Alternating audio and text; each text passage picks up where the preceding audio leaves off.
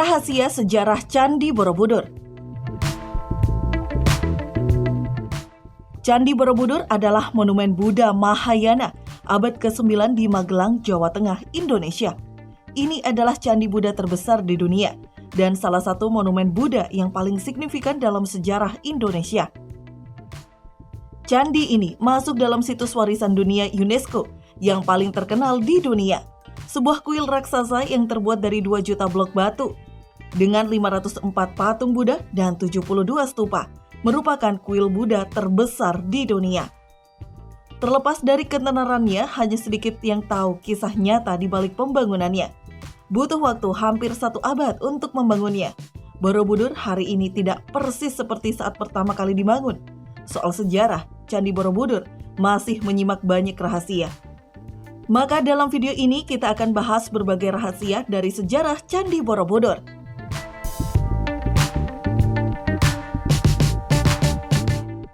Namun sebelumnya, seperti biasa, bagi yang belum subscribe, silakan subscribe dulu channel Digital Memo. Aktifkan juga lonceng notifikasinya ya.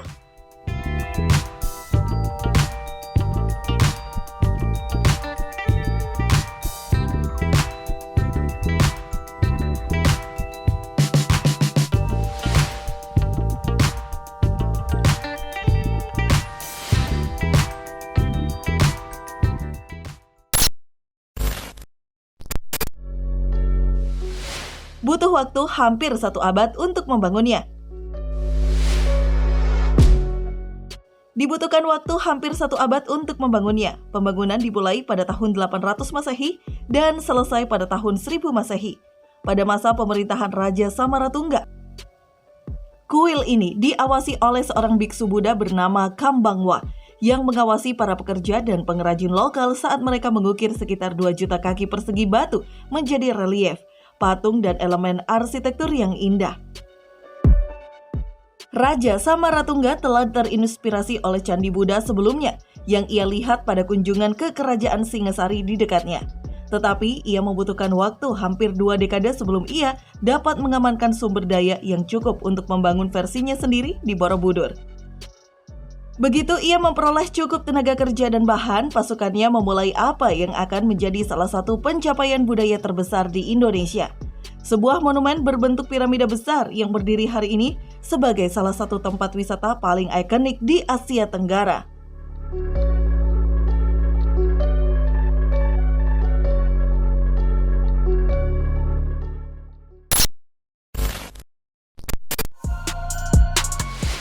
Telah terkubur beberapa kali.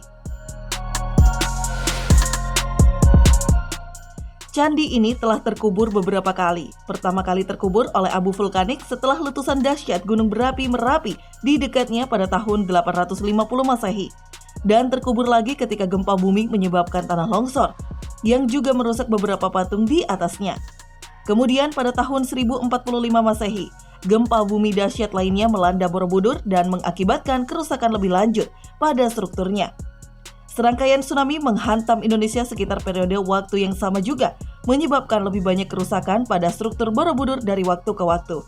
Akhirnya, ada lagi letusan gunung berapi besar di Gunung Merapi yang mengubur Borobudur sekali lagi, kali ini dengan lahar.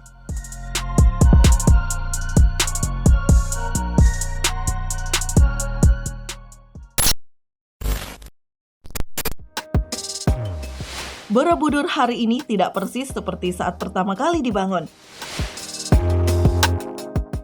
Borobudur saat ini tidak persis seperti saat pertama kali dibangun. Candi ini telah dipugar berkali-kali selama berabad-abad, meskipun semua restorasi ini dilakukan oleh tukang batu lokal yang hanya mengikuti desain serupa dengan yang digunakan oleh arsitek kuno. Pemugaran pertama terjadi pada abad ke-10 dan melibatkan perbaikan beberapa stupa yang rusak dan menambahkan relief baru di sisinya. Restorasi kedua terjadi pada abad ke-18 di bawah Sultan Agung, yang juga menambahkan singa batu di gerbang masuk Borobudur Kaliyoga. Restorasi besar ketiga terjadi pada tahun 1906 di bawah Gubernur Jenderal Van der Wijk.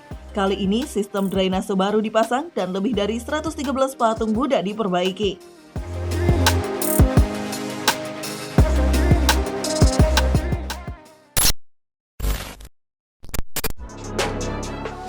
Candi ini bukan hanya sebuah candi, tetapi pusat pendidikan. Kuil ini bukan hanya sebuah kuil, tetapi pusat pendidikan. Ini bukan hanya tempat beribadah dan belajar, tetapi sebuah monumen untuk masa lalu serta bukti untuk masa kini. Borobudur terdiri dari 3 tingkat yang berbeda, masing-masing mewakili tahap pencapaian spiritual dalam filosofi Buddha. Tingkat pertama adalah Karma Wibangga yang mewakili dunia material.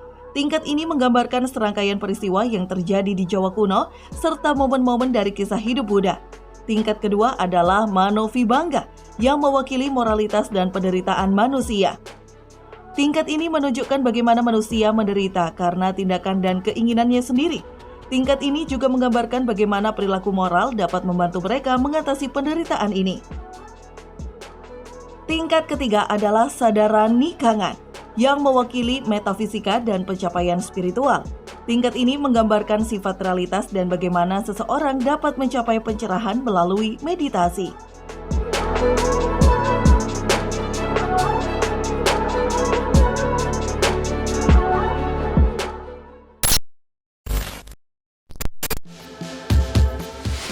Borobudur bukan hanya untuk umat Buddha.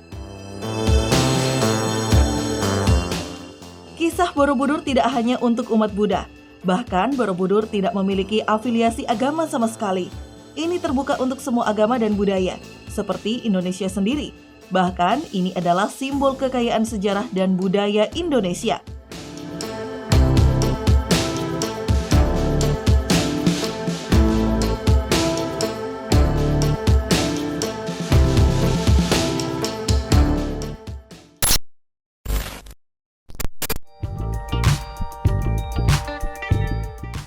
Itu dia beberapa rahasia dari sejarah pembangunan Candi Borobudur yang jarang kita ketahui. Dengan segala hal-hal menarik dan mencengangkan di dalamnya, sangat pantas bila candi ini menjadi warisan dunia yang berharga.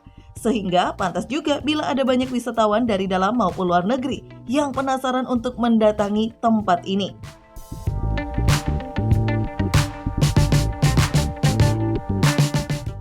Borobudur adalah tempat yang harus dikunjungi oleh semua orang di dunia. Tempat di mana Anda dapat belajar tentang masa lalu dan bagaimana hal itu telah membentuk Indonesia saat ini. Ini harus ada dalam daftar keinginan setiap wisatawan.